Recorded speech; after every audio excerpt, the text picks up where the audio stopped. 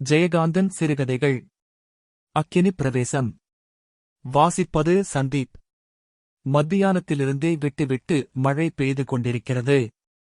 மாலையில் அந்த பெண்கள் கல்லூரியின் முன்னே உள்ளே பஸ் ஸ்டாண்டில் வானவில்லை போல் வர்ணஜாலம் காட்டி மாணவிகளின் வரிசை ஒன்று பஸ்ஸுக்காக காத்து நின்று கொண்டிருக்கிறது.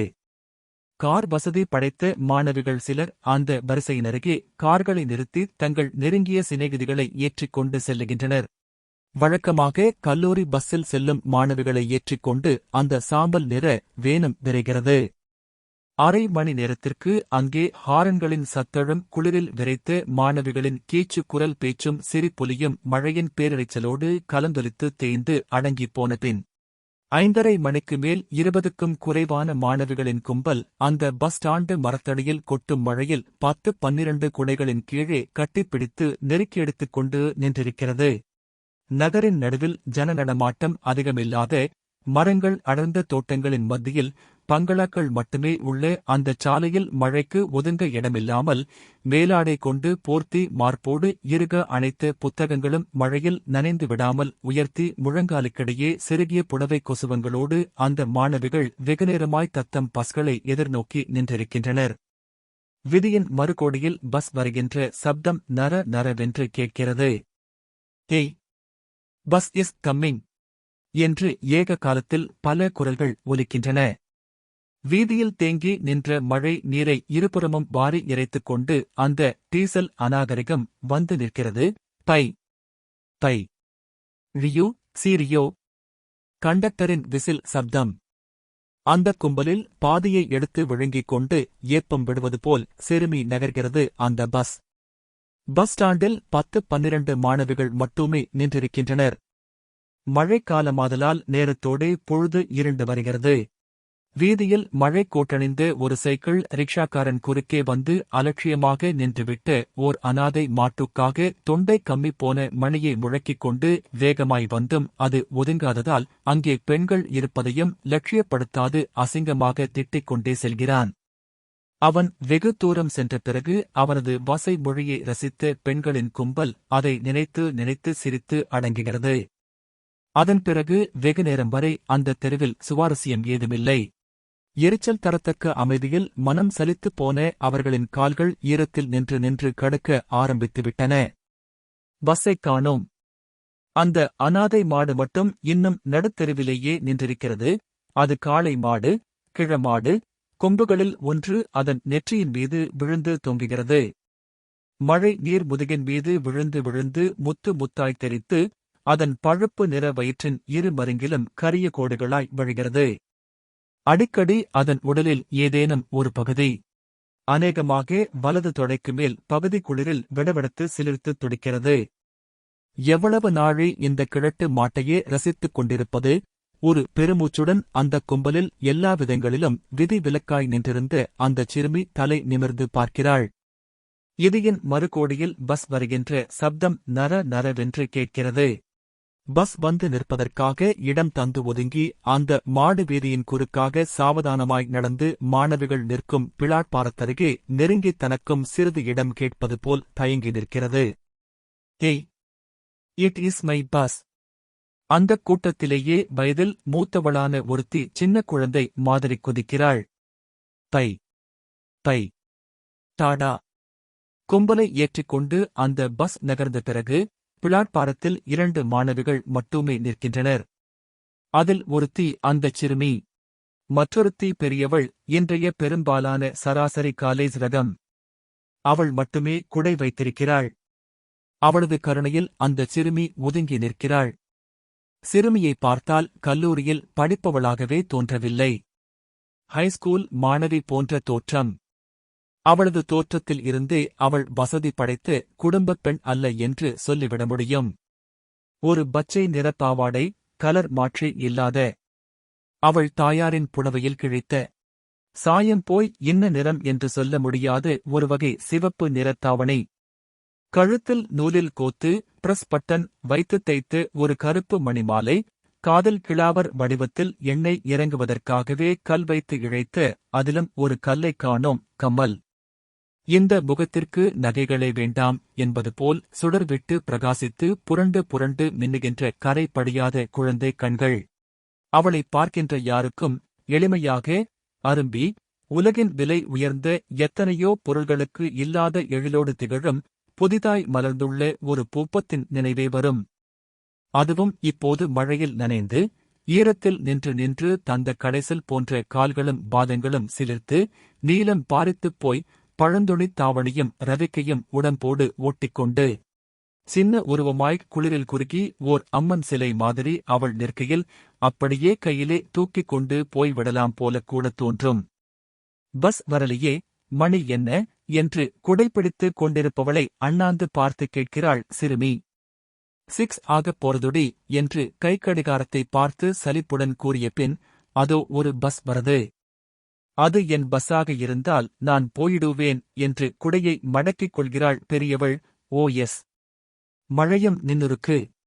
எனக்கும் பஸ் வந்துடும். 5:45க்கு டெர்மினஸ்லேருந்து ஒரு பஸ் புறப்படும். வருது என் பஸ்ஸானா நானும் போயிடுவேன் என்று ஒப்பந்தம் செய்து கொள்வது போல் அவள் பேசுகையில் குரலே ஓர் இனிமையாகவும் அந்த மொழியே ஒரு மழலையாகவும் அவளே ஒரு குழந்தையாகவும் பெரியவளுக்கு தோன்ற சிறுமியின் கன்னத்தை பிடித்துக் கிள்ளி, சமத்தா ஜாக்கிரதையா வீட்டுக்குப் போ என்று தன் விரல்களுக்கு முத்தம் கொடுத்துக் கொள்கிறாள். பஸ் வருகிறது. ஒன்றன்பின் ஒன்றாய் 2 பஸ்கள் வருகின்றன. முதலில் வந்த பஸ்ஸில் பெரியவள் ஏறிக்கொள்கிறாள். தை தை தாங்க்யூ, என் பஸ்ஸின் வந்துடுத்து என்று கூவியவாறு பெரியவளை வழி அனுப்பிய சிறுமி பின்னால் வந்த பஸ்ஸின் நம்பரைப் பார்த்து ஏமாற்றமடைகிறாள். அவள் முக மாற்றத்தைக் கண்டே இவள் நிற்பது இந்த பஸ்ஸிற்காக அல்ல என்று புரிந்து கொண்ட டிரைவர் பஸ் ஸ்டாண்டில் வேறு ஆட்களும் இல்லாததால் பஸ்ஸை நிறுத்தாமலே ஓட்டிச் செல்லுகிறான். அந்தப் பெரிய சாலையின் ஆளரவமற்ற சூழ்நிலையில் அவள் மட்டும் தன்னந்தனியே நின்றிருக்கிறாள். அவளுக்குத் துணையாக அந்த கிழ மாடும் நிற்கிறது. தூரத்தில் எதிரே காலேஜ் காம்பவுண்டுக்குள் எப்பொழுதேனும் யாரோ ஒருவர் நடமாடுவது தெரிகிறது. திடீரென ஒரு திரை விழுந்து கலிகர மாதிரி இருள் வந்து படுகிறது. அதைத் தொடர்ந்து சீறி அடித்த ஒரு காற்றால் அந்தச் சாலையில் கவிந்திருந்த மரக்கிளைகளிலிருந்து படபடவென நீர்த்துளிகள் விழுகின்றன. அவள் மரத்தோடு ஒட்டி நின்று கொள்கிறாள். சிறிதே நின்றிருந்த மழை திடீரென கடுமையாக பொழிய ஆரம்பிக்கிறது. குறுக்கே உள்ள சாலையை கடந்து மீண்டும் கல்லூரிக்குள்ளேயே ஓடிவிட அவள் சாலையின் 2 பக்கமும் பார்க்கும்போது அந்தப் பெரிய கார் அவள் வழியின் குறுக்கே வேகமாய் வந்து அவள் மேல் உரசுவது போல் சடக்கென நின்ற வேகத்தில் முன்னும் பின்னும் அழகாய் அசைகின்றது. அவள் அந்த அழகிய காரை பின்னால் இருந்து முன்னேயுள்ள டிரைவர் சீட் வரை விழிகளை ஓட்டி ஓர் ஆச்சரியம் போலப் பார்க்கிறாள்.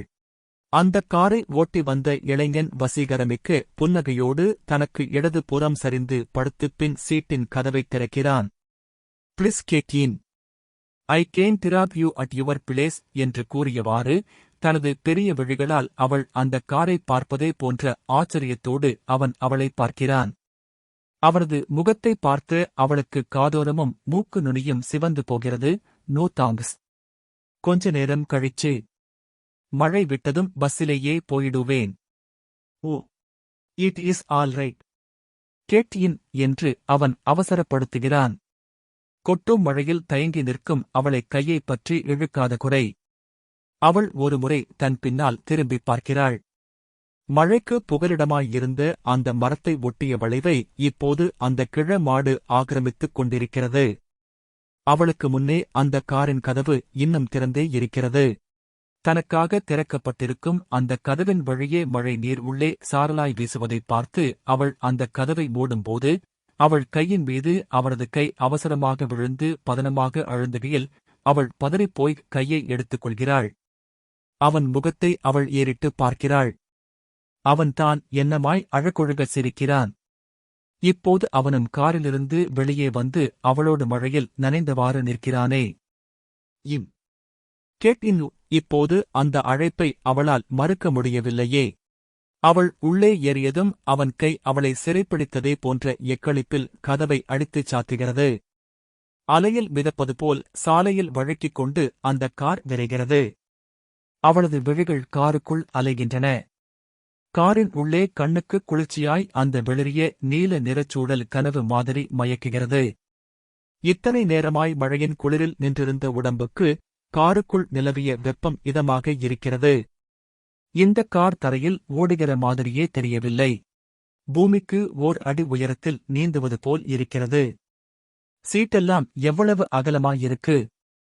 தாராளமா ஒருத்தர் படுத்துக்கலாம் என்ற நினைப்பு வந்ததும்தான் ஒரு மூலையில் மார்போடு தழுவிய புத்தகக் கட்டுடன் முடங்கி உட்கார்ந்திருப்பது அவளுக்கு ரொம்ப அநாகரிகமாக தோன்றுகிறது.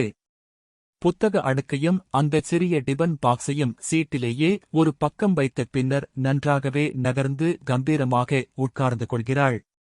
இந்த காரே ஒரு வீடு மாதிரி இருக்கு. இப்படி ஒரு கார் இருந்தா வீடே வேண்டாம். இவனுக்கும் ஐயையோ இவருக்கும் ஒரு வீடு இருக்கும் இல்லையா? காரு இப்படி இருந்தா இந்த காரின் சொந்தக்காரரோட வீடு எப்படி இருக்கும்? பெருசா இருக்கும். அரண்மனை மாதிரி இருக்கும். அங்கே யாரெல்லாமோ இருப்பா. இவர் யாருன்னே எனக்கு தெரியாதே. ஹை, இது என்ன நடுவிலே? 2 சீட்டுக்கும் மத்தியிலே இழுத்தா மேஜை மாதிரி வரதே. இது மேலே புஸ்தகத்தை வச்சுண்டு படிக்கலாம், எழுதலாம். இல்லேன்னா இந்த பக்கம் ஒருத்தர் அந்த பக்கம் ஒருத்தர் தலையை வச்சுண்டு ஐந்து படுத்துக்கலாம். இந்தச் சின்ன விளக்கு எவ்வளவு அழகா இருக்கு. தாமரை மொட்டு மாதிரி இருக்கு. பிங் அல்லி மொட்டு மாதிரி. இதை எரிய விட்டு பார்க்கலாமா? சி, இவர் கோபித்துக் கொண்டார்னா? அதுக்கு கீழே இருக்கு பாரு ஸ்விட்ச். அவன் காரை ஓட்டியவாறே முன்புறமிருந்த சிறிய கண்ணாடியில் அவளை பார்த்து ஒரு புன்முறுவலோடு கூறுகிறான். அவள் அந்த ஸ்விட்சை போட்டு அந்த விளக்கு எரிகிற அழகை ரசித்துப் பார்க்கிறாள். பின்னர் பவரை வேஸ்ட் பண்ணப்படாது என்ற சிக்கன உணர்வோடு விளக்கை நிறுத்துகிறாள். பிறகு தன்னையே ஒரு முறை பார்த்து தலையிலிருந்து விழுகின்ற நீரை 2 கைகளினாலும் வழித்து விட்டுக் கொள்கிறாள். ஹம், இன்னிக்கின்னு போய் இந்த தரித்திரம் பிடிச்ச தாவணியை போட்டுண்டு வந்திருக்கேனே என்று மனத்திற்குள் சலித்துக் கொண்டே தாவணியின் தலைப்பை பிழிந்து கொண்டிருக்கையில் அவன் இடது கையால் ஸ்டியரிங்கிற்கு பக்கத்தில் இருந்து பெட்டி போன்ற அறையின் கதவை திறந்து டப் என்ற சப்தத்தில் அவள் தலை நிமிர்ந்து பார்க்கிறாள். அட! கதவை திறந்து உடனே உள்ளே இருந்து ஒரு சிவப்பு பல்ப் எரியறதே. ஒரு சிறிய டர்க்கி டவலை எடுத்து பின்னால் அவளிடம் நீட்டுகிறான். தாங்க்ஸ். அந்த டவலை வாங்கி தலையையும் முழங்கையையும் துடைத்துக் கொண்டு முகத்தை துடைக்கையில், அப்பா, என்ன வாசனை! சுகமாக முகத்தை அதில் அழுந்த புதைத்துக் கொள்கிறாள். ஒரு திருப்பத்தில் அந்த கார் வளைந்து திரும்புகையில் அவள் ஒரு பக்கம் அம்மா என்று கூவிச் சரிய சீட்டின் மீதிருந்த புத்தகங்களும் மற்றொரு பக்கம் சரிந்து அந்த வட்ட வடிவமான சின்னஞ்சிறு எவர் சில்வர் டிபன் பாக்ஸின் ஒரு பக்கம் உருளுகிறது. சாரி என்று சிரித்தவாறே அவளை ஒருமுறை திரும்பிப் பார்த்தபின் காரை மெதுவாக ஓட்டுகிறான் அவன். தான் பயந்து போய் அலறியதற்காக வெட்கத்துடன் சிரித்தவாறே இறைந்து கிடக்கும் புத்தகங்களை சேகரித்துக் கொண்டு எழுந்து அமர்கிறாள் அவள். ஜன்னல் கண்ணாடியினூடே வெளியே பார்க்கையில் கண்களுக்கு ஒன்றுமே புலப்படவில்லை. கண்ணாடியின் மீது புகை படர்ந்தது போல் படிந்திருந்த நீர்த்திவலையை அவள் தனது தாவணியின் தலைப்பால் துடைத்துவிட்டு வெளியே பார்க்கிறாள். தெருவெங்கும் விளக்குகள் எரிகின்றன. பிரகாசமாக அலங்கரிக்கப்பட்ட கடைகளின் நிழல்கள் தெருவில் உள்ள மழை நீரில் பிரதிபலித்து கண்களை பறிக்கின்றன. பூலோகத்துக்கு கீழே இன்னொரு உலகம் இருக்கிறதாமே, அது மாதிரி தெரிகிறது. இதென்ன கார் இந்த தெருவில் போகிறது? ஓ, எங்க வீடு அங்கே இருக்கு என்று அவள் உதடுகள் மெதுவாக முனகி அசைகின்றன. இருக்கட்டுமே, யார் இல்லேன்னா என்று அவனும் முனகிக் கொண்டே அவளை பார்த்து சிரிக்கிறான். என்னடி இது வம்பா போச்சு என்று அவள் தன் கைகளை பிசைந்து கொண்ட போதிலும் அவன் தன்னை பார்க்கும்போது அவரது திருப்திக்காக புன்னகை பூக்கிறாள். கார் போய்க்கொண்டே இருக்கிறது. நகரத்தின் ஜனவரி நடமாட்டம் மிகுந்த பிரதான பஜாரைக் கடந்து பெரிய பெரிய கட்டிடங்கள் நிறைந்த அகலமான சாலைகளைத் தாண்டி அழகிய பூங்காக்களும் பூந்தோட்டங்களும் மிகுந்த அவென்யூக்களில் புகுந்து நகரத்தின் சந்தடியே அடங்கிப் போன ஏதோ ஒரு டிரங்க் ரோடில் கார் போய்க் கொண்டிருக்கிறது. இந்த மழையில் இப்படி ஒரு காரில் பிரயாணம் செய்து கொண்டிருப்பது அவளுக்கு ஒரு புதிய அனுபவமானபடியால் அதில் ஒரு குதூகலம் இருந்த போதிலும் அந்த காரணம் பற்றியே அடிக்கடி ஏதோ ஒரு வகை பீதி உணர்ச்சி அவளது அடி வயிற்றில் மூண்டு எழுந்து மார்பில் என்னவோ செய்து கொண்டிருக்கிறது. சின்ன குழந்தை மாதிரி அடிக்கடி வீட்டுக்குப் போக வேண்டும் என்று அவனை நச்சரிக்கவும் பயமாயிருக்கிறது. தன்னை அந்த பஸ் ஸ்டாண்டில் தனிமையில் விட்டு போனாளே, அவளைப் பற்றிய நினைவும், அவள் தன் கன்னத்தை கிள்ளியவாறு சொல்லிவிட்டு போனாளே, அந்த வார்த்தைகளும் இப்போது அவள் நினைவுக்கு வருகின்றன. சமத்தா, ஜாக்கிரதையா, வீட்டுக்குப் போ. நான் இப்ப அசடாயிட்டேனா? இப்படி முன்பின் தெரியாது ஒருத்தரோட கார்லே ஏறிண்டு தனியாகப் போறது தப்பில்லையோ? இவரைப் பார்த்தால் கெட்டவர் மாதிரி தெரியலையே. என்ன இருந்தாலும் நான் வந்திருக்கக் கூடாது. இப்ப என்ன பண்றது? எனக்கு அழுகை வரதே. சீ, அழக்கூடாது. அழுதா இவர் கோபித்துக் கொண்டு, அசடே, இங்கேயே கிடந்து இறக்கி விட்டுட்டு போயிட்டா? எப்படி வீட்டுக்குப் போறது? எனக்கு வழியே தெரியாதே. நாளைக்கு ஜீவாலஜி ரெக்கார்ட் வேற சப்மிட் பண்ணணுமே. வேலை நிறைய இருக்கு. அவளது பார்வை எதிர்ப்புற கண்ணாடியின் மீது கிடந்து அவளைப் போல் தத்தளித்துக் கொண்டிருக்கும் வைப்பறையே வெறித்துக் கொண்டிருக்கிறது. கடைசியில் தைரியமாக அவளை அறியாமலேயே அந்த வார்த்தைகளை அவள் கேட்டுவிடுகிறாள். இப்ப நாம எங்கே போறோம்? அவளது படபடப்பான கேள்விக்கு அவன் ரொம்ப சாதாரணமாக பதில் சொல்கிறான். எங்கேயுமில்லை, சும்மா ஒரு டிரை. நேரம் ஆயிடுத்தே, வீட்டிலே அம்மா தேடுவா. திரும்பிடலாம். கார் திரும்புகிறது. திறன் ரோடை விட்டு விலகி பாலைவனம் போன்ற ஒரு திடலுக்குள் பிரவேசித்து, அதிலும் வெகு தூரம் சென்று அதன் மத்தியில் நிற்கிறது கார். கண்ணுக்கெட்டிய தூரம் இருளும் மழையும் சேர்ந்து அரண் அமைத்திருக்கின்றன. அந்த அத்துவான காட்டில் தவளைகளின் கூக்குரல் பேரோலமாக கேட்கிறது. மழையும் காற்றும் முன்னைவிட மூர்க்கமாய் சீறி விளையாடுகின்றன. காருக்குள்ளேயே ஒருவர் முகம் ஒருவருக்கு தெரியவில்லை. திடீரென்று கார் நின்றுவிட்டதைக் கண்டு அவள் பயந்த குரலில் கேட்கிறாள், ஏன் கார் நின்றுடுத்து? பிரேக் கிளனா? அவன் அதற்கு பதில் சொல்லாமல் இடி இடிப்பது போல் சிரிக்கிறான். அவள் முகத்தை பார்ப்பதற்காக காரினுள் இருந்த ரேடியோவின் பொத்தானை அழுக்குகிறான். ரேடியோவில் இருந்து முதலில் லேசான வெளிச்சமும் அதைத் தொடர்ந்து இசையும் பிறக்கிறது. அந்த மங்கிய வெளிச்சத்தில் அவள் அவனை என்னவோ கேட்பது போல் புருவங்களை நெரித்துப் பார்க்கிறாள். அவனோ ஒரு புன்னகையால் அவளிடம் யாசிப்பது போல் எதற்கோ கெஞ்சுகிறான். அப்போது ரேடியோவிலிருந்து ஒரு ட்ரம்பட்டின் எக்கால ஒலி நீண்டு விம்மி விம்மி வெறி மிகுந்து எழுந்து முழங்குகிறது. அதைத் தொடர்ந்து படபடவென்று நாடி துடிப்பது போல் அழுத்தலாக நடுங்கி அதிர்கின்ற காங்கோ ட்ரம்களின் தாளம். அவன் விரல்களால் சொடுக்கு போட்டு அந்த இசையின் கதிக்கேற்ப கழுத்தை வெட்டி இழுத்து ரசித்தவாறே அவள் பக்கம் திரும்பி, உனக்கு பிடிக்கிறதா என்று ஆங்கிலத்தில் கேட்கிறான். அவள் இதழ்கள் பிரியாத புன்னகையால் ஆம் என்று சொல்லித் தலை அசைக்கிறாள். ரேடியோவுக்கு அருகே இருந்த பெட்டியை திறந்து 2 காட்பரேஸ் சாக்லெட்டுகளை எடுத்து ஒன்றை அவளிடம் தருகிறான் அவன். பின்னர் அந்த சாக்லெட்டின் மேல் சுற்றிய காகிதத்தை முழுக்கவும் பிரிக்காமல் ஓர் ஜனமாய் திறந்து ஒவ்வொரு துண்டாக கடித்து மென்றவாறு கால் மேல் கால் போட்டு அமர்ந்து ஒரு கையால் கார் சீட்டின் பின்புறம் ரேடியோவிலிருந்து ஒலிக்கும் இசைக்கற்ப தாளமிட்டுக் கொண்டு ஹாயாக உட்கார்ந்திருக்கும் அவனை அவள் தீர்க்கமாக அளப்பது மாதிரி பார்க்கிறாள். அவன் அழகாகத்தான் இருக்கிறான். உடலை இறுக கவ்விய கபில நிற உடையோடு உசரமாய். அந்த மங்கிய ஒளியில் அவனது நிறமே ஒரு பிரகாசமாய் திகழ்வதைப் பார்க்கையில் ஒரு கொடிய சர்ப்பத்தின் கம்பீர அழகே அவளுக்கு ஞாபகம் வருகிறது. பின்னாலிருந்து பார்க்கையில் அந்தக் கோணத்தில் ஓரளவே தெரியும் அவனது இடது கண்ணின் விழிக்கோணம் ஒளியுமிழ்ந்து பளபளக்கிறது.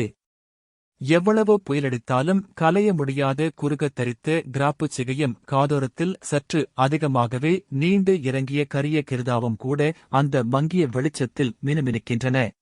பக்கவாட்டில் இருந்து பார்க்கும்போது அந்த ஒளி வீசும் முகத்தில் சின்னதாக ஒரு மீசை இருந்தால் நன்றாயிருக்குமே என்று ஒரு வினாடி தோன்றுகிறது. அந்த புருவம்தான் எவ்வளவு தீர்மானமாய் அடர்ந்து செறிந்து வளைந்து இறங்கி பார்க்கும்போது பயத்தை ஏற்படுத்துகிறது.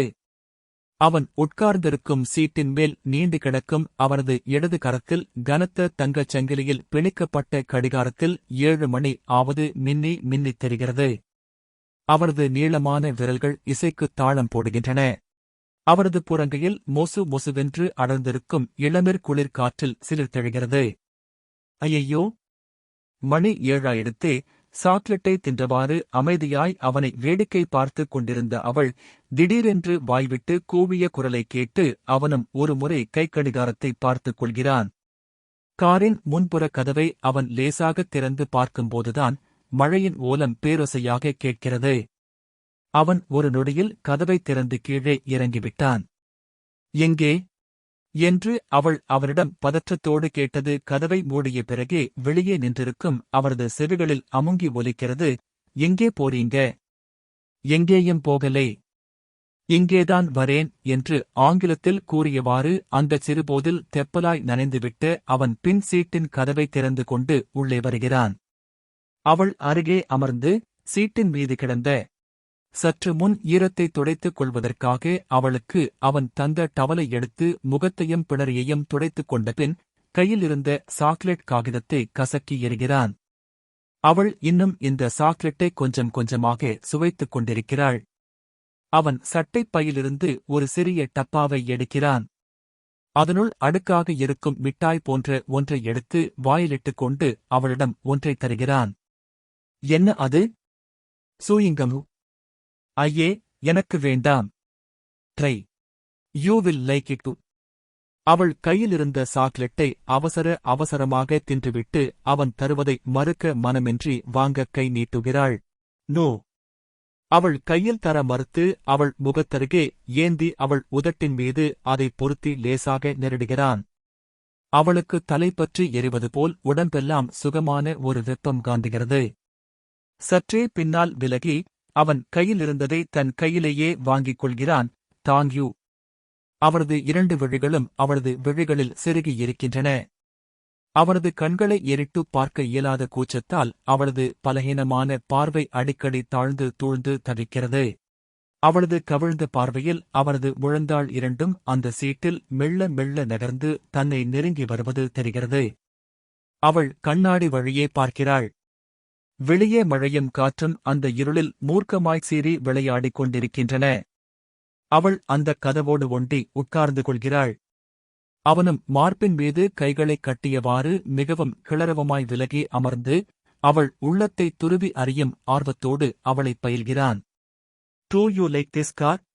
இந்தக் கார் உனக்கு பிடித்திருக்கிறதா என்று ஆங்கிலத்தில் கேட்கிறான். அவனது குரல் மந்திரஸ்தாயில் கரகரத்து அந்தரங்கமை அவளது செவி வழி புகுந்து அவளுள் எதையோ சலனப்படுத்துகிறது. தனது சலனத்தை வெளிக்காட்டிக் கொள்ளாமல் ஒரு புன்னகையுடன் சமாளித்து அவளும் பதில் சொல்கிறாள். ஓ, இட் இஸ் நைஸ். அவன் ஆழ்ந்த சிந்தனையோடு பெருமூச்செறிந்து தலை குறிந்தவாறு ஆங்கிலத்தில் சொல்கிறான். உனக்குத் தெரியுமா, இந்த கார் 2 வருவமாக ஒவ்வொரு நாளும் உன் பின்னாலேயே அலைஞ்சின்றிருக்கு. நீ யூ நோ தட் என்ற கேள்வியோடு முகம் நிமிர்த்தி அவன் அவளை பார்க்கும்போது தனக்கு அவன் கிரீடம் சூட்டிவிட்டது மாதிரி அவள் அந்த வினாடியில் மெய் மறந்து போகிறாள். ரியலி? ரியலி? அவரது வெப்பமான சுவாசம் அவளது பிடரியில் லேசாக இழைகிறது. அவரது இரகசியக் குரல் அவளது இருதயத்தை உரசிச் சிலிர்க்கிறது. Do you like me? என்னை உனக்கு பிடிச்சிருக்கா? விலக இடமில்லாமல் அவள் தனக்குள்ளாகவே ஒடுங்குவதைக் கண்டு அவன் மீண்டும் சற்றே விலகுகிறான். வெளியே மழை பெய்து கொண்டிருக்கிறது. ரேடியோவிலிருந்து அந்த ட்ரம்பட்டின் இசை புதிய புதிய லைவ் விநியாசங்களை பொழிந்து கொண்டிருக்கிறது. ரொம்ப நல்லா இருக்கு இல்லே? இந்தச் சூழ்நிலையைப் பற்றி, இந்த அனுபவத்தை குறித்து அவளது உணர்ச்சிகளை அறிய விழைந்து அவன் கேட்கிறான். நல்லா இருக்கு. ஆனா பயமா இருக்கே. பயமா? எதுக்கு? எதுக்குப் பயப்படணும்? அவளைத் தேற்றுகின்ற தோரணையில் தோளைப் பற்றி அவன் குலுக்கியபோது தன் உடம்பில் இருந்து நயமிக்க பெண்மையே அந்தக் குலுக்கலில் உதிர்ந்தது போன்று அவள் நிலை குலைந்து போகிறாள். எனக்கு பயமா இருக்கு, எனக்கு இதெல்லாம் புதுசா இருக்கு. எதுக்கு இந்த சர்டிபிகேட் எல்லாம் என்று தன்னுள் முனகியவாறே இந்த முறை பின்வாங்கப் போவதில்லை என்ற தீர்மானத்தோடு மீண்டும் அவளை அவன் நெருங்கி வருகிறான். மே ஐ கிஸ் யூ? அவளுக்கு என்ன பதில் சொல்வது என்று புரியவில்லை. நாக்கு புரள மறிக்கிறது. அந்தக் குளிரிலும் முகமெல்லாம் வியர்த்துத் தேகம் பதறுகிறது. திடீரென்று அவள் காதோரத்திலும் கன்னங்களிலும் உதடுகளிலும் தீயால் சுட்டுவிட்டதைப் போல் அவரது கரங்களில் கிடந்த அவள் துடிதுடித்து ப்ளீஸ் ப்ளீஸ் என்று கதற கதற அவன் அவளை வெறிகொண்டு தழுவி தழுவி அவள் கதறல் மெலிந்து தேய்ந்து அடங்கிப் போகிறது. அவனை பழி தீர்ப்பது போல் இப்போது அவளது கரங்கள் இவரது கழுத்தை இறுகப் பின்னி இணைந்திருக்கின்றன. வெளியே வானம் கிழிந்து அறுபட்டது. மின்னல்கள் சிதறித் தெரித்தன. இடியோசை முழங்கி வெடித்தது. ஆ! அந்த இடி எங்கோ விழுந்திருக்க வேண்டும். நான் வீட்டுக்குப் போகணும். ஐயோ! எங்க அம்மா தேடுவா?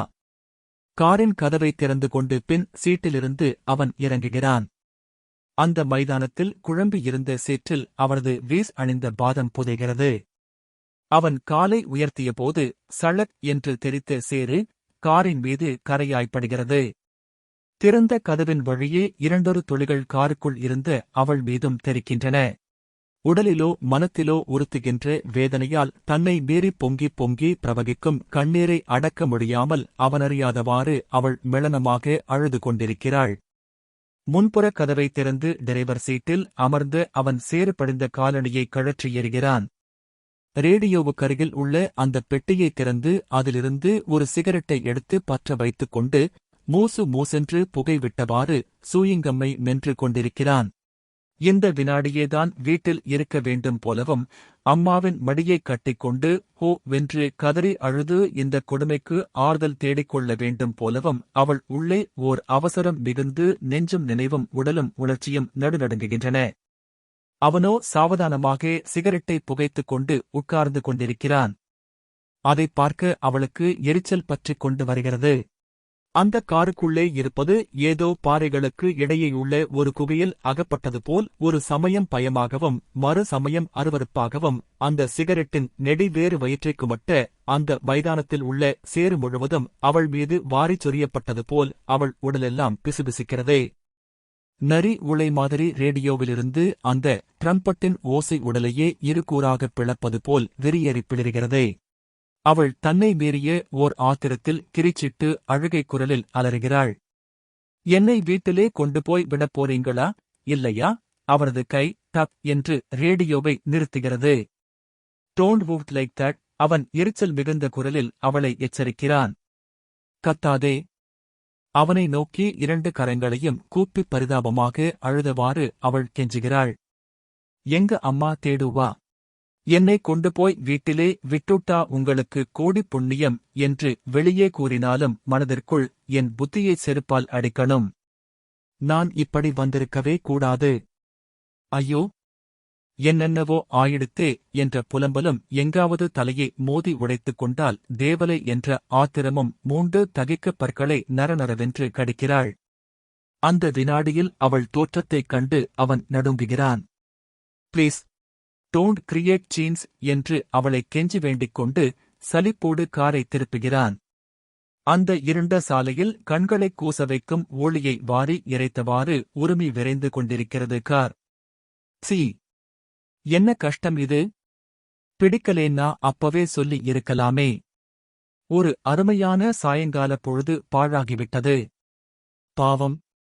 இதெல்லாம் காலேஜிலே படிச்சு என்ன பண்ணப் போறதோ? இன்னும் கூட அழறாளே. அவன் அவள் பக்கம் திரும்பி அவளிடம் மன்னிப்பு கேட்டுக் கொள்கிறான். ஐ ஆம் சாரி. உனது உணர்ச்சிகளை நான் புண்படுத்தியிருந்தால் தயவு செய்து மன்னித்துக் கொள்ளு. அவளை அவளது இடத்தில் இறக்கி விட்டு இந்த நிகழ்ச்சியையே மறந்து நிம்மதி காண வேண்டும் என்கிற அவசரத்தில் அவன் காரை அதிவேகமாக ஓட்டுகிறான். இன்னும் மழை பெய்து கொண்டு இருக்கிறது. சந்தடியே இல்லாத ட்ரங்க் ரோட்டை கடந்து அழகிய பங்களாக்களும் பூந்தோட்டங்களும் மிகுந்த அவென்யூக்களில் புகுந்து பெரிய பெரிய கட்டிடங்கள் மிகுந்த அந்த பிரதான பஜாரில் போய்க் கொண்டிருந்த கார் ஒரு குறுக்கு தெருவில் திரும்பி அவளது வீட்டை நோக்கிப் போய்க் கொண்டிருக்கிறது. இங்கே நிறுத்துங்கள்.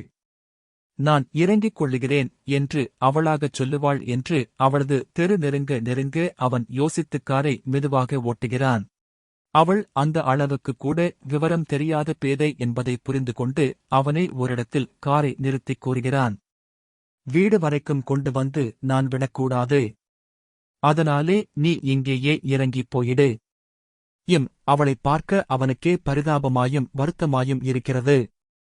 ஏதோ குற்ற உணர்வில் அல்லது கடன் பட்டுவிட்டது போன்ற நெஞ்சின் உறுத்தலில் அவரது கண்கள் கலங்கி விவசாயற்ற கண்ணீர் பளபளக்கிறது. அவனே இறங்கி வந்து ஒரு பணியாள் மாதிரி அவளுக்காக காரின் கதவை திறந்து கொண்டு மழை தூறலில் நின்று கொண்டிருக்கிறான். உணர்ச்சிகள் மரத்துப் போன நிலையில் அவள் தனது புத்தகங்களை சேகரித்துக் கொண்டு கீழே விழுந்திருந்த அந்தச் சிறிய வட்ட வடிவமான எவர் சில்வர் டிபன் பாக்ஸை தேடி எடுத்துக்கொண்டு தெருவில் இறங்கி அவன் முகத்தை பார்க்க முடியாமல் தலை குனிந்து நிற்கிறாள். அந்தச் சிறிய தெருவில் மழை இரவானதால் ஜனவரி நடமாட்டமே அற்றிருக்கிறது. தூரத்தில் எரிந்து கொண்டிருக்கும் தெரு விளக்கின் மங்கிய வெளிச்சத்தில் தன் அருகே குள்ளமாய் குழந்தை மாதிரி நின்றிருக்கும் அவளை பார்க்கும்போது அவன் தன்னுள்ளே தன்னையே நொந்து கொள்கிறான். தனக்கிருக்கும் அளவிறந்த சுதந்திரமே தன்னை எவ்வளவு கேவலமான அடிமையாக்கி இருக்கிறது என்பதை அவன் எண்ணிப் பார்க்கிறான். அடிமை, உணர்ச்சிகளின் அடிமை என்று அவன் உள்ளம் உணர்கிறது. அவன் அவளிடம் ரகசியம் போல் கூறுகிறான், ஐ ஆம் சாரி. அவள் அவனை முகம் நிமிர்த்தி பார்க்கிறாள். ஓ, அந்தப் பார்வை! அவளிடம் என்னவோ கேட்க அவன் உதடுகள் துடிக்கின்றன. என்ன என்று ஒரே வார்த்தையோடு அவரது குரல் தம்மி அழைத்துப் போகிறது. ஒண்ணுமில்லை என்று கூறி அவள் நகர்கிறாள். அவளுக்கு முன்னால் அந்த கார் விரைந்து செல்கையில் காரின் பின்னால் உள்ள அந்த சிவப்பு வெளிச்சம் ஓடி ஓடி இருளில் கலந்து மறைகிறது. கூடத்தில் தொங்கிய அரிக்கேன் விளக்கு அணைந்து போயிருந்தது. சமையலறையில் கைவேலையாக இருந்த அம்மா கூடம் இருண்டு கிடப்பதை பார்த்து அணைந்த விளக்கை எடுத்துக் கொண்டு போய் ஏற்றிக் கொண்டு வந்து மாட்டிய போது கூடத்து கடிகாரத்தில் மணி 7:30 ஆகிவிட்டதைக் கண்டு திடீரென்று மனசில் என்னவோ பதைக்க திரும்பி பார்த்தபோது அவள் படியேறிக் கொண்டிருந்தாள். மழையில் நனைந்து தலை ஒரு கோலம் துணி ஒரு கோலமாய் வருகின்ற மகளை பார்த்ததுமே வயிற்றில் என்னமோ செய்தது அவளுக்கு. என்னடி இது, அலங்கோலம்? அவள் ஒரு சிலை அசைவது மாதிரி கூடத்துக்கு வந்தாள். அரிக்கேன் விளக்கு வெளிச்சத்தில் ஒரு சிலை மாதிரியே அசைவற்று நின்றாள். அம்மா என்று குழுறி வந்த அழுகையைத் தாயின் 80 தோள் மீது வாய் புதைத்து அழைத்துக் கொண்டு அவளை இறுகத் தழுவியவாறே குலுங்கி குலுங்கி அழுதாள். அம்மாவின் மனசுக்குள் ஏதோ விபரீதம் நடந்துவிட்டது புரிவது போலவும் புரியாமலும் கிடந்து நெருப்பிற்று. என்னடி, என்ன நடந்தது? ஏன் இவ்வளவு நேரம்? அழாமல் சொல்லு. தன்மீது விழுந்து தழுவிக்கொண்டு புழு மாதிரி துடிக்கும் மகளின் வேதனைக்கு காரணம் தெரியாவிட்டாலும் அது வேதனை என்ற அளவில் உணர்ந்து அந்த வேதனைக்கு தானும் ஆட்பட்டு மனம் கலங்கி அழுது முந்தானையோடு கண்களை துடைத்தவாறு மகளின் முதுகில் ஆதரவோடு தட்டிக் கொடுத்தாள். ஏண்டி, ஏன் இப்படி அழறே? சொல்லு. தாயின் முகத்தை பார்க்க முடியாமல் அவள் தோளில் முகம் புதைத்தவாறு அவள் காதில் மட்டும் விழுகிற மாதிரி சொன்னாள். அழுகை அடங்கி மெதுவாக ஒலித்த குரலில் அவள் சொல்ல ஆரம்பித்து உடனேயே தன்மீது ஒட்டிக் கிடந்த அவளை பிரித்து நிறுத்தி விலகி நின்று சபிக்கப்பட்டு ஒரு நீசப்பெண்ணை பார்ப்பது போல் அருவருத்து நின்றாள். அம்மா, அந்த பேதைப் பெண் சொல்லிக் கொண்டிருந்தாள். மழை கொட்டூனு கொட்டித்து. பஸ்ஸே வரல்லே. அதனால்தான் காரிலே ஏறினேன். அப்புறம் எங்கேயோ காடு மாதிரி ஒரு இடம். மனுஷாளே இல்லை. ஒரே இருட்டு. மழையா இருந்தாலும் இறங்கி ஓடி வந்துடலாம்னு பார்த்தா எனக்கோ வழியும் தெரியாது. நான் என்ன பண்ணுவேன்? அப்புறம் வந்து ஐயோ அம்மா. அவன் என்னே? அவள் சொல்லி முடிப்பதற்குள் பார்வையில் மின்னல் பூச்சிகள் பறப்பது போல் அந்த அறை அவளது காதிலோ நெற்றிப் பொருத்திலோ எங்கேயோ வசமாய் விழுந்தது. கூடத்து மூலையில் அவள் சுருண்டு விழ கையில் இருந்த புத்தகங்கள் நாற்புறமும் சிதறி டிபன் பாக்ஸ் கீழே விழுந்து கணகணத்து உருண்டது. அடிப்பாவி, என் தலையிலே நெருப்பைக் கொட்டிட்டாயே என்று அலறத் திறந்த வாய் திறந்த நிலையில் அடைப்பட்டது. அது 4 குடித்தனங்கள் உள்ள வீடு. சத்தம் கேட்டு பின் கட்டிலிருந்து சிலர் அங்கே ஓடி வந்தார்கள். என்னடி, என்ன விஷயம் என்று ஈரக்கையை முந்தானையில் துடைத்துக் கொண்டு சுவாரஸ்யமாய் விசாரித்த வண்ணம் கூடத்துக்கே வந்து விட்டாள் பின் கட்டு மாமி. ஒண்ணுமில்லை, இந்த கொட்டர மழையிலே அப்படி என்ன குடி முழுகிப் போச்சு? தெப்பமா நனைஞ்சுண்டு வந்திருக்காள்.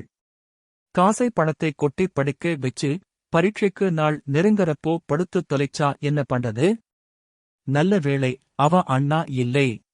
இருந்தால் இந்நேரம் தோலை உரிச்சிருப்பான் என்று பொய்யாக அங்கலாய்த்துக் கொண்டாள் அம்மா. சரி சரி, விடு. இதுக்கு போய் குழந்தையே அடிப்பாளோ? பின் கட்டு அம்மாளுக்கு விஷயம் அவ்வளவு சுரத்தாக இல்லை. போய்விட்டாள். வாசற் கதவையும் கூடத்து ஜன்னல்களையும் இழுத்து மூடினாள் அம்மா. ஓர் அறையில் பூனை குட்டி மாதிரி சுருண்டு விழுந்து அந்த அடிக்காக கொஞ்சம் கூட வேதனைப்படாமல் இன்னும் பலமாக தன்னை அடிக்க மாட்டாளா, உயிர் போகும் வரை தன்னை மிதித்து துவைக்க மாட்டாளா என்று எதிர்பார்த்து அசைவற்று கிடந்த மகளை எரிப்பது போல் விரித்து விழித்தாள் அம்மா. இவளை என்ன செய்யலாம்? ஒரு கிளறவமான குடும்பத்தையே கரைப்படுத்திட்டாளே. தெய்வமே, நான் என்ன செய்வேன் என்று திரும்பிப் பார்த்தாள். அம்மாவின் பின்னே சமையலறையிலே அடுப்பின் வாய்க்குள்ளே தீச்சுவாலைகள் சுழந்தெறிய கங்குகள் கனன்று கொண்டிருந்தன. அப்படியே ஒரு முறம் நெருப்பை அள்ளி வந்து இவள் தலையில் கொட்டினால் என்ன என்று தோன்றிற்று. அவள் கண்முன் தீயின் நடுவே கிடந்து புழுவைப் போல் நெளிந்து கருகிச் சாகும் மகளின் தோற்றம் தெரிந்தது. அப்புறம் அத்துடன் இந்தக் களங்கம் போய்விடுமா? ஐயோ, மகளே, உன்னை என் கையால் கொன்ற பின் நான் உயிர் வாழவா? நானும் என் உயிரைப் போக்கிக் கொண்டால் அப்புறம் அத்துடன் இந்த களங்கம் போயிடுமா? அம்மாவுக்கு ஒன்றும் புரியவில்லை. மகளின் கூந்தலைப் பற்றி முகத்தை நிமிர்த்தி தூக்கி நிறுத்தினாள் அம்மா. நடுக்கூடத்தில் தொங்கிய அரிக்கேனின் திரியை உயர்த்தி ஒளி கூட்டி அதை கையில் எடுத்து இக்கொண்டு மகளின் அருகே வந்து நின்று அவளை தலை முதல் கால்வரை ஒவ்வோர் அங்குலமாக உற்று உற்றுப் பார்த்தாள்.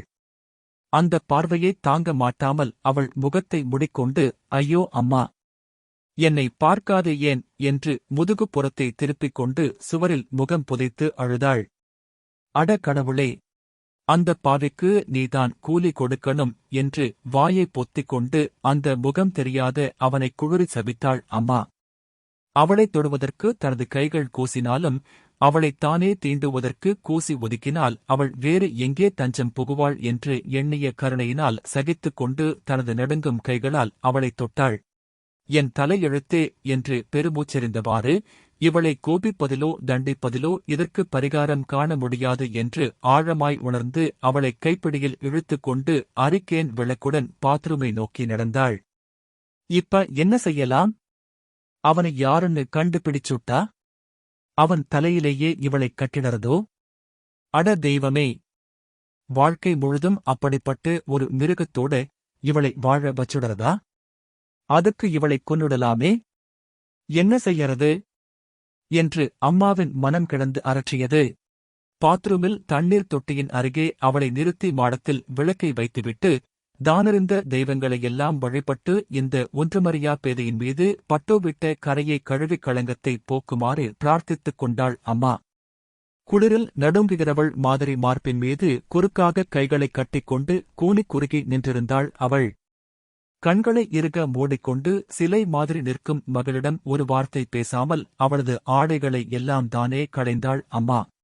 இடுப்புக்கு கீழ்வரை பின்னித் தொங்கிய சடையைப் பிரித்து அவளது வெண்மையான முதுகை மறைத்து பறத்துவிட்டாள்.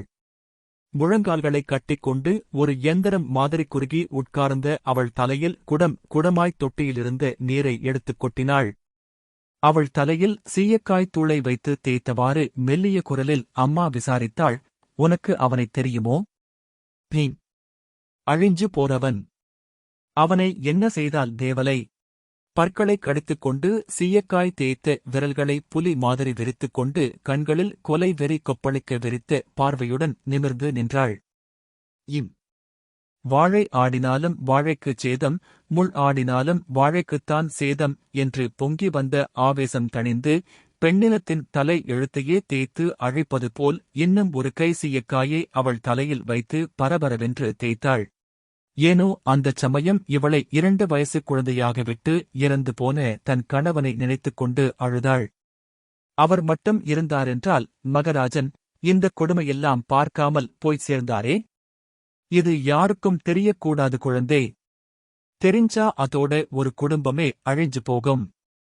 நம் வீட்டிலேயும் ஒரு பொண் இருக்கே, அவளுக்கு இப்படி ஆகியிருந்தா என்ன பண்ணுவோம்னு யோசிக்கவே மாட்டா. பரம்பரை துவேவும் மாதிரி குலத்தையே பாழ் பண்ணிடுவா. மத்தவாளைச் சொல்றேனே, இன்னொருத்தருக்குன்னா என் நாக்கே இப்படி பேசுமா? வேற மாதிரித்தான் பேசும். எவ்வளவு பேசியிருக்கு என்று புலம்பிக் கொண்டே கொடியில் கிடந்த துண்டை எடுத்து அவள் தலையை துவட்டினாள்.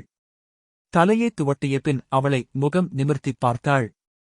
கழுவி துடைத்து பீங்கான் மாதிரி வாலிபத்தின் கரைகள் கூட படிவதற்கு வழியில்லாத அந்த குழந்தை முகத்தை சற்று நேரம் உற்றுப் பார்த்து மகளின் நெற்றியில் ஆதரவோடு முத்தமிட்டாள். நீ சுத்தமாயிட்டேடி குழந்தே, சுத்தமாயிட்டே. உன் மேலே கொட்டினேனே அது ஜலமில்லேடி, ஜலம் இல்லை. நெருப்புன்னு நினைச்சுக்கோ. உன் மேலே இப்போ கரையே இல்லை. நீ பளிங்குட, பளிங்கு. மனசிலே அழுக்கு இருந்தாத்தாண்டி அழுக்கு. மனசு எனக்குத் தெரியறது. உலகத்துக்குத் தெரியுமோ? அதுக்காகத்தான் சொல்றேன். இது உலகத்துக்குத் தெரியவே கூடாதுன்னு. என்னடி அப்படி பார்க்கறே? தெரிஞ்சுட்டா என்ன பண்றதுன்னு பாக்கறியா? என்னடி தெரியப் போறது? எவனோடையோ நீ கார்லே வந்தேன்னுதானே தெரியப் போறது? அதுக்கு மேலே கண்ணாலே பார்க்காதது பேசினா அந்த வாயைக் கிழிக்க மாட்டாளா? ஒண்ணுமே நடக்கலேடி, நடக்கலே. கார்லே ஏறிண்டு வந்ததை மட்டும் பார்த்துக் கதை கட்டுவாளோ? அப்படி பார்த்தா ஊர்லே எவ்வளவோ பேரு மேல கதை கட்ட ஒரு கும்பல் இருக்கு. அவளே விடுடி. உன் நல்லதுக்குத்தான் சொல்றேன். உன் மனசிலே ஒரு கரையுமில்லை. நீ சுத்தமா இருக்கேன்னு நீயே நம்பணுங்கிறதுக்கு சொல்றேன்டி. நீ நம்பு. நீ சுத்தமாயிட்டே. நான் சொல்றது சத்தியம். நீ சுத்தமாயிட்டே. ஆமா. தெருவிலே நடந்து வரும்போது எத்தனை தடவை அசிங்கத்தைக் காலிலே மிதிச்சுடறோம். அதுக்காக காலையா வெட்டிப் போட்டுடறோம். கழுவிட்டு பூஜை அறைக்குக் கூடப் போறோமே, சாமி வேண்டாம்னு விரட்டவா செய்யறார். எல்லாம் மனசுதாண்டி. மனசு சுத்தமா இருக்கணும். உனக்கு அகலிகை கதை தெரியுமோ? ராமரோட பாத துளிப்பட்டு அவ புனிதமாயிட்டாள்னு சொல்லுவா. ஆனா அவ மனசாலே கெட்டுப் போகலை. அதனாலேதான் ராமரோட பாததுளி அவ மேலே பட்டுது. எதுக்குச் சொல்றேன்னா, வீணா உன் மனசும் கெட்டுப் போயிடக்கூடாது பாரு. கெட்ட கனவு மாதிரி இதை மறந்துடு. உனக்கு ஒண்ணுமே நடக்கல்லை. கொடியில் துவைத்து உலர்த்திக் கிடந்த உடைகளை எடுத்துத் தந்து அவளை உடுத்திக் கொள்ளச் சொன்னாள் அம்மா. அதென்ன வாயிலே சவக் சவக்னு மெல்லரே? சூயிங்கமு. கருமத்தைத் துப்பு. சீ. துப்புடி. ஒரு தடவை வாயைச் சுத்தமா அலம்பிக்கோ புடிச்சுட்டு வா என்று கூறிவிட்டு பூஜை அறைக்குச் சென்றாள் அம்மா. சுவாமி படத்தின் முன்னே மனம் கசிந்து உருகத் தன்னை மறந்து சில வினாடிகள் நின்றாள் அம்மா. பக்கத்தில் வந்து நின்ற மகளை, குழந்தே, எனக்கு நல்ல வாழ்க்கையைக் கொடுன்னு கடவுளை வேண்டிக்கோ. இப்படி எல்லாம் ஆனதுக்கு நானுந்தான் காரணம். வயசுக்கு வந்த பொண்ணை வெளியே அனுப்பறமே, உலகம் கெட்டு கிடக்கேன்னு எனக்கும் தோணாமே போச்சே. என் குழந்தே காலேஜுக்கும் போறாளேங்கிற பூரிப்பிலே எனக்கு ஒண்ணுமே தோணல்லே. அதுவுமில்லாம எனக்கு நீ இன்னும் குழந்தைதானே. ஆனா நீ இனிமே உலகத்துக்கு குழந்தை இல்லேடி. இதை மறந்துடு. என்ன மறந்துடுன்னா சொன்னேன்? இல்லை, இதை மறக்காம இனிமே நடந்துக்கோ. யார்கிட்டேயும் இதை பத்திப் பேசாதே. இந்த ஒரு விவயத்திலே மட்டும் வேண்டியவா, நெருக்கமானவான்னு கிடையாது. யார்கிட்டேயும் இதைச் சொல்லலேன்னு என் கையில் அடிச்சு சத்தியம் பண்ணு. ஏதோ தன்னுடைய ரகசியத்தை காப்பாற்றுவதற்கு வாக்குறுதி கேட்பது போல் அவள் எதிரே கையேந்தி நிற்கும் தாயின் கை மீது கரத்தை வைத்து இறுகப் பற்றினாள் அவள். சத்தியமா யார்கிட்டையும் சொல்ல மாட்டேன். பரீட்சையிலே நிறைய மார்க் வாங்கிண்டு வராளே, சமத்து சமத்துன்னு நினைச்சிண்டிருந்தேன். இப்பத்தான் நீ சமத்தா ஆயிருக்கே. எப்பவும் இனிமே சமத்தா இருந்துக்கோ என்று மகளின் முகத்தை ஒரு கையில் ஏந்தி இன்னொரு கையால் அவள் நெற்றியில் விபூதியை இட்டாள் அம்மா. அந்தப் பேதையின் கண்களில் பூஜை அறையில் இருந்த குத்து விளக்குச் சுடரின் பிரபை மின்னிப் பிரகாசித்தது. அது வெறும் விளக்கின் நிழலாட்டம் மட்டும் அல்ல, அதிலே முழு வளர்ச்சியுற்ற பெண்மையின் நிறைவே பிரகாசிப்பதை அந்த தாய் கண்டு கொண்டாள். அதோ அவள் கல்லூரிக்குப் போய்க் கொண்டிருக்கிறாள். அவள் செல்லுகின்ற பாதையில் நூற்றுக்கணக்கான டாம்பீகமான கார்கள் குறுக்கிடத்தான் செய்கின்றன. ஒன்றையாவது அவள் ஏறிட்டு பார்க்க வேண்டுமே. சில சமயங்களில் பார்க்கிறாள். அந்தப் பார்வையில் தன் வழியில் அந்தக் காரு அந்தக் காரின் வழியில் தானோ குறுக்கிட்டு மோதிக்கொள்ளக் கூடாதே என்ற ஜாக்கிரதை உணர்ச்சி மட்டுமே இருக்கிறது. இந்த வாசிப்பை கேட்டதற்கு நன்றி.